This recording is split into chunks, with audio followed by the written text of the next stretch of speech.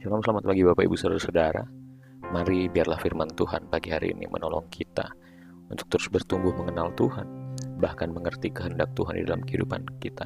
Bahkan kita boleh mengenal Tuhan dengan karyanya melalui firman-Nya. Mari kita berdoa. Kuasa Allah melimpah dalam kehidupan kami, menolong kami, menuntun kami untuk dapat mengenal Dia lebih dalam, bahkan bertumbuh di dalam iman kami. Berikan kami pemahaman, berikan kami pengertian untuk dapat mengasihi Tuhan dengan benar.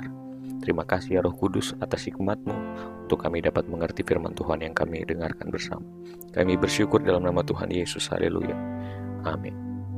Bapak Ibu Saudara-saudara, pagi hari ini renungan Tuhan berjudul Tuhan tahu hatimu. Ayat kebenaran firman Tuhan dalam 1 Samuel 16 ayat 7b. Manusia melihat apa yang di depan mata, tetapi Tuhan melihat hati. Ada kalanya dalam hidup ini kita merasa tidak diperhatikan, usaha kita tidak dihargai, kebaikan kita tidak dianggap, bahkan orang-orang terdekat bisa salah menilai kita hanya karena apa yang mereka lihat dari luar. Firman Tuhan hari ini membawa kita kembali ke kisah yang sederhana namun sangat dalam. Ketika Nabi Samuel hendak mengurapi raja baru menggantikan Saul, Samuel melihat Eliab tinggi, gagah, penuh wibawa, dan ia langsung berpikir, inilah dia. Tapi Tuhan langsung menegur, jangan pandang parasnya atau perawakannya, sebab Tuhan tidak melihat seperti manusia. Manusia melihat apa yang di depan mata, tapi Tuhan melihat hati. Ini bukan hanya tentang pemilihan raja, ini adalah pesan tentang bagaimana Tuhan memandang kita.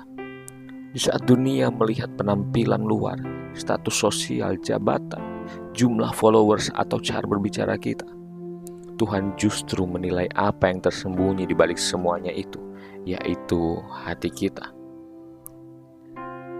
Ini bukan hanya tentang pemilihan raja. Daud, anak bungsu dari keluarga Isai, bahkan tidak dianggap cukup penting untuk diundang ke acara pengurapan itu. Ia dibiarkan menjaga domba, tapi justru dia yang dipilih oleh Tuhan. Bukan karena kuat, bukan karena hebat, tapi karena hatinya melekat kepada Tuhan. Pesannya sederhana, tetapi sangat penting. Tuhan tahu siapa kamu sebenarnya. Dia tahu perjuanganmu yang tidak dilihat orang. Dia tahu kesetiaanmu di saat kamu ingin menyerah. Dia tahu setiap air matamu yang tak pernah kamu tunjukkan kepada siapapun. Bahkan dia tahu kebaikanmu yang sering disalahpahami oleh orang lain. Bahkan terlebih lagi, dia tahu motif tulusmu yang dituduh sebagai kepentingan pribadi. Mungkin hari ini kamu sedang berada dalam situasi di mana kamu tidak dipilih. Engkau tidak diakui, engkau tidak dihormati. Mungkin kamu merasa seperti Daud, dibiarkan di padang domba sendirian tanpa panggung. Tapi Tuhan tahu Dia sedang memperhatikan hatimu. Dan percayalah, Tuhan tidak akan membiarkan hati yang murni dibiarkan begitu saja. Tuhan lebih menghargai karakter daripada popularitas, lebih menyukai ketulusan daripada pertunjukan. Yang dilihat Tuhan bukan prestasi, tetapi sikap hatimu. Yesus sendiri mengajarkan hal yang sama. Dia tidak datang kepada orang-orang yang hebat di mata dunia, tetapi kepada mereka yang rendah hati, lapar akan kebenaran, dan haus akan kasih karunia-Nya.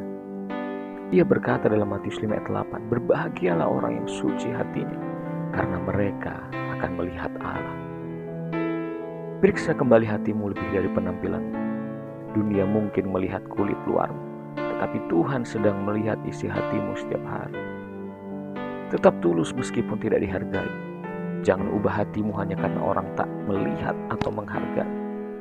Biarkan Tuhan yang menjadi penilaimu. Jangan hidup untuk validasi manusia. Fokuslah untuk menyenangkan Tuhan, bukan mendapatkan pujian dari orang lain.